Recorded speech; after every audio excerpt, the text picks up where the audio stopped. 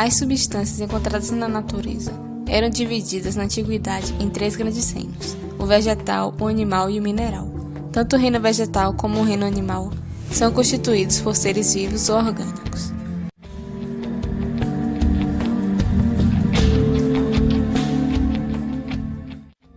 Século XV. Apesar de várias substâncias conhecidas serem extraídas de produtos naturais, a química como ciência teve início no fim da Idade Média, combinada a elementos da filosofia, matemática, etc., recebendo o nome de alquimia. O médico suíço Paracelso, que também atuava no campo da alquimia, afirmou que o homem é um composto químico, cujas doenças são decorrentes das alterações dessa estrutura, sendo necessários medicamentos para combater as enfermidades.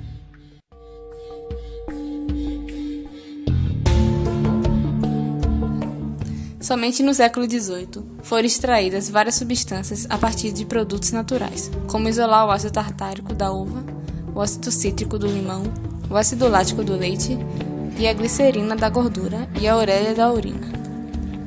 Assim como o vinho, a fermentação da uva e os produtos obtidos pela destilação de várias outras substâncias.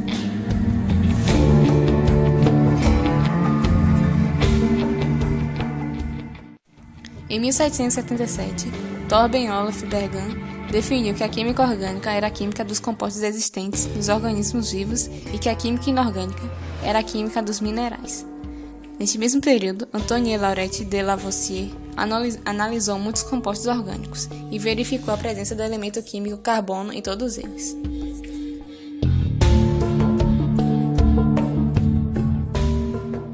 Século XIX. Em 1807, o químico sueco John Jacob defendeu a teoria da força vital, onde somente seres vivos são capazes de produzir os compostos orgânicos. Isso queria dizer que era impossível de se obter uma substância orgânica se não fosse a partir de um ser vivo. Não poderiam ser sintetizados. Porém, essa teoria da força vital foi derrubada pelo químico alemão Friedrich Wöhler em 1828. Wöhler sintetizou a ureia a partir de um composto mineral, de acordo com a reação a seguir.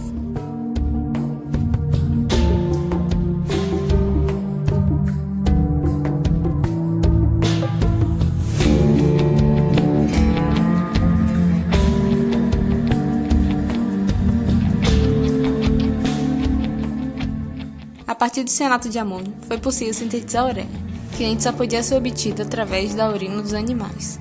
Após o êxito dessa experiência, vários cientistas voltaram ao laboratório para obter outras substâncias orgânicas e verificaram que o elemento fundamental era o carbono. Em 1858, Kekulé definiu a química orgânica como sendo a parte da química dos compostos do carbono.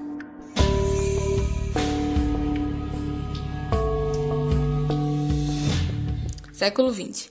A química orgânica pôde desenvolver-se nas primeiras décadas do século XX, com a melhor compreensão dos átomos e das ligações químicas.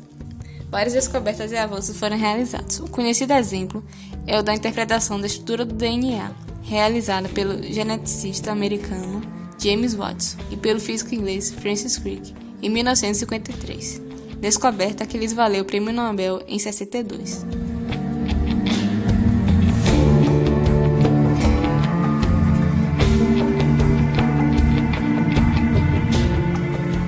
Século XXI. A química orgânica hoje é um estudo fundamental para a biologia e para a medicina, então está inserida na pesquisa de doenças e tratamentos médicos, e no desenvolvimento de tecnologias biológicas que promovem o bem-estar e saúde do ser humano.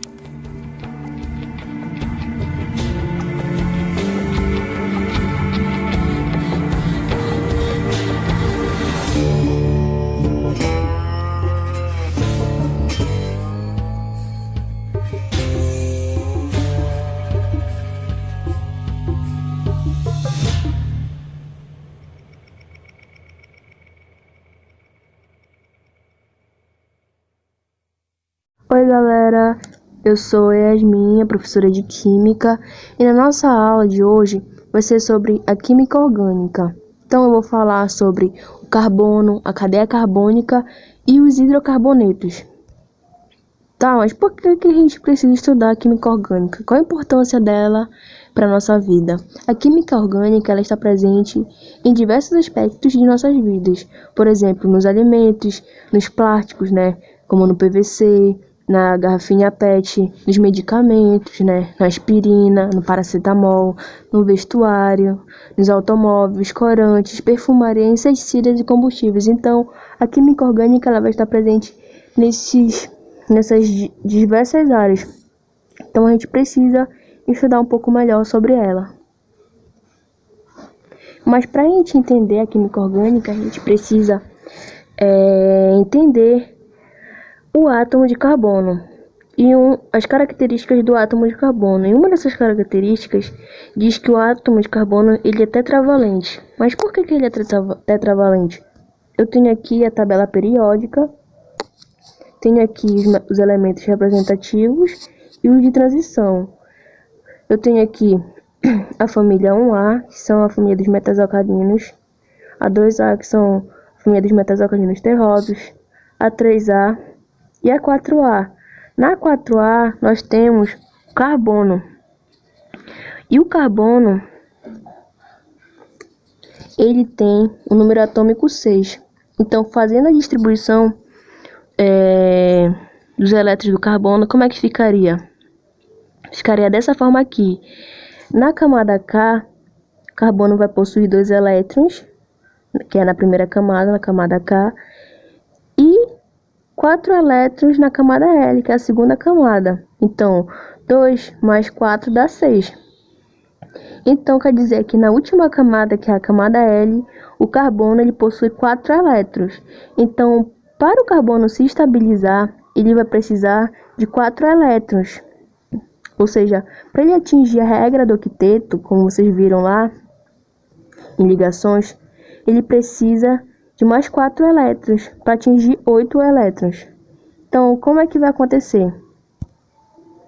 O átomo do carbono ele vai precisar de mais 4 elétrons. Então, ele já tem aqui o carbono ligado a 4 hidrogênios. E aí ele vai compartilhar um elétron com cada hidrogênio para poder se estabilizar e atingir os 8 elétrons. E isso eu posso representar dessa forma aqui também.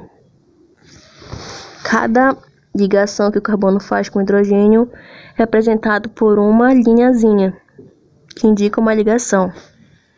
Então, dessa maneira, o carbono se liga aos átomos de hidrogênio. Então, o carbono faz 4 ligações.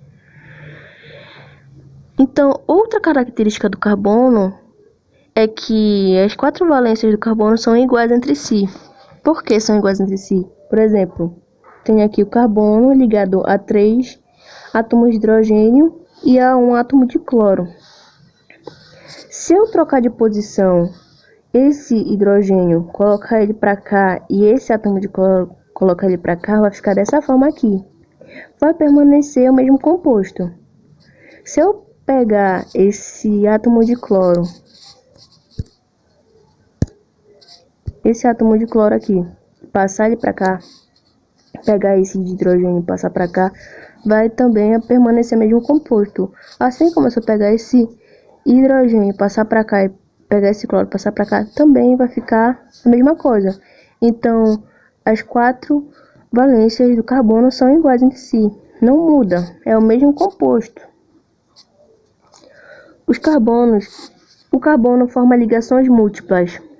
Como eu já falei, o carbono ele é tetravalente, ele faz 4 ligações.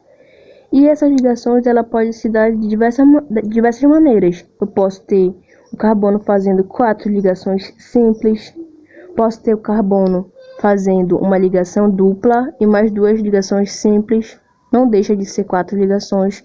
Eu posso ter aqui o carbono fazendo uma tripla e uma simples, também não deixa de ser 4 ligações, ou uma dupla e uma dupla, também, contanto que o carbono faça 4 ligações. Então, o carbono tem a capacidade de fazer ligações múltiplas. E o carbono liga-se a várias classes de elementos químicos, né? Sim, o carbono ele é da família 4A, ele está bem no meio aqui entre os metais e os ametais. Então, ele pode se ligar tanto aos metais quanto aos ametais. Então, por isso que ele tem uma grande capacidade de se ligar a vários elementos químicos. E o carbono forma cadeias. posso ter uma cadeia linear, uma cadeia mais ramificada. Então, eu posso ter diversos tipos de cadeias.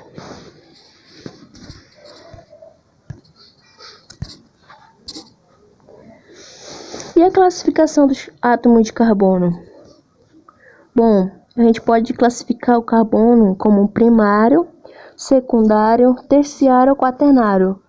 E isso vai depender da quantidade de átomos de carbono que o carbono está ligado. Por exemplo, eu tenho esse átomo de carbono bem aqui, ele está ligado a um átomo de carbono de forma direta. Então, esse átomo de carbono, ele vai ser chamado de carbono primário, porque ele está ligado apenas a um átomo de carbono de forma direta. Assim como esse carbono aqui, também ele é um carbono primário, porque está ligado a um átomo de carbono. Esse outro carbono aqui também é um carbono primário. Esse daqui também é um carbono primário. Então, todos eles são chamados de carbono primário. E esse átomo de carbono aqui? Ele está ligado a dois átomos de carbono de forma direta. Se ele está ligado a dois átomos de carbono de forma direta, ele é chamado de carbono secundário. E esse daqui? Ele está ligado a três átomos de carbono de forma direta. Então, ele é chamado de carbono terciário. E esse outro? Ele está ligado a 4 átomos de carbono de forma direta. Então, ele é chamado de carbono quaternário. Então, dependendo da quantidade de átomos de carbono que o carbono está ligado de forma direta, ele pode ser primário, secundário, terciário ou quaternário. Certo, mas e esse átomo de carbono bem aqui? Ele vai ser primário, secundário, terciário ou quaternário? Ele vai ser um átomo de carbono primário. Por quê? Mas por que não pode ser secundário? Porque isso aqui é um oxigênio. A classificação do átomo de carbono vai depender da quantidade de carbonos que o átomo de carbono está ligado. Isso daqui é um oxigênio. Esse átomo aqui está ligado de forma direta a apenas um átomo de carbono. Certo? Então, ele é um carbono primário.